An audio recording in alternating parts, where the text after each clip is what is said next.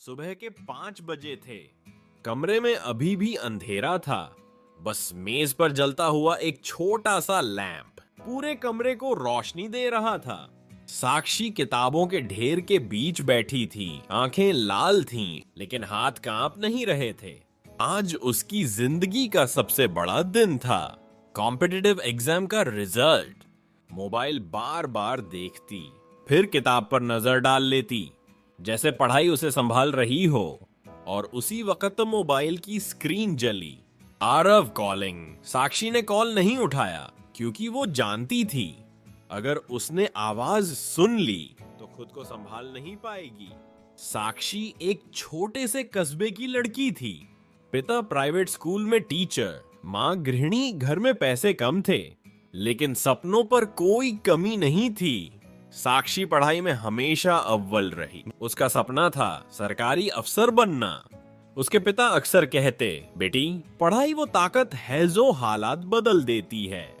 College का पहला दिन साक्षी के लिए डर और उम्मीद दोनों लेकर आया था। नई जगह, नए लोग और नया शहर। वो लाइब्रेरी में फॉर्म भर रही थी, तभी पीछे से आवाज आई, ये लाइन गलत भर दी है। साक्षी ने चौंक कर पीछे देखा।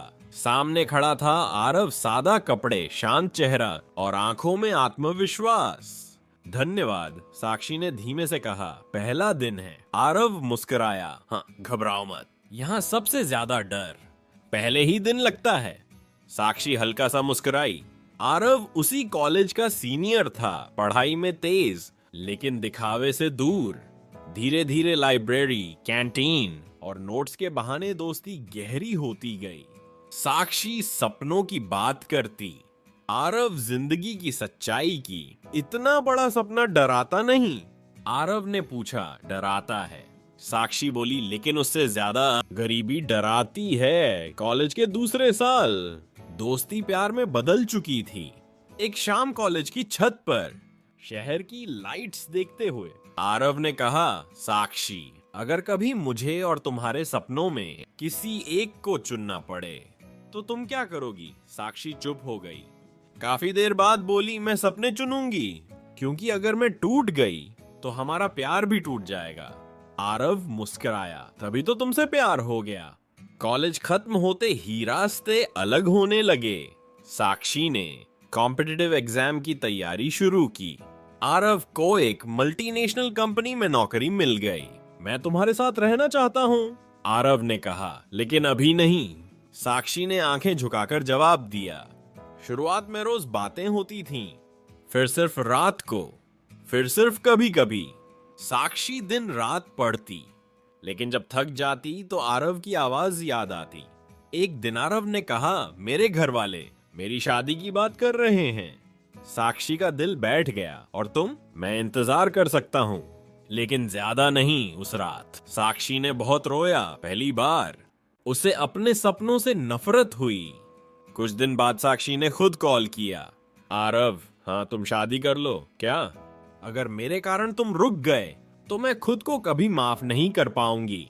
फोन के उस पार खामोशी थी। मैं तुम्हें खो दूंगा। आरव की आवाज कांप गई। नहीं, साक्षी बोली, तुम मुझे अपने भीतर जिंदा रखोगे। आरव की शादी हो गई। साक्षी ने अपना सारा दर्द किताबों में दबा दिया। एक एक दिन, एक एक रात वो खुद से लड़ती रही। कई बार असफल हुई, कई बार टूट गई, लेकिन रुकी नहीं। आज वही दिन था जिसके लिए साक्षी ने सब कुछ दांव पर लगाया था। मोबाइल फिर से बजा। इस बार उसने कॉल उठाया। रिजल्ट आ गया है। पिता की आवाज कांप रही थी। तुम सिलेक्ट हो गई हो। साक्षी फूट फूट कर रो पड़ी। कुछ महीने बाद एक सरकारी मीटिंग में आरव सामने खड़ा था। उसकी आंखों में गर्व था। तुम कर गई, आरव ने कहा। साक्षी मुस्कुराई। हम दोनों ने। उस रात साक्षी ने डायरी में लिखा, मैंने प्यार छोड़ा नहीं, मैंने उसे कुर्बान किया। क्योंकि कुछ रिश्ते साथ रहने के लिए नहीं, हमें मजबूत बनाने के लिए होते हैं। यह कहानी है उस प्यार की जो किताबों के बीच लिखा गया और जिंदगी की परीक्षा में पास हो गया। क्योंकि हर प्रेम कहानी शादी पर खत्म नहीं होती। कुछ कहानियां इंसान बनकर खत्म होती हैं। सुबह के 5 बजे थे। कमरे में अभी भी अंधेरा था,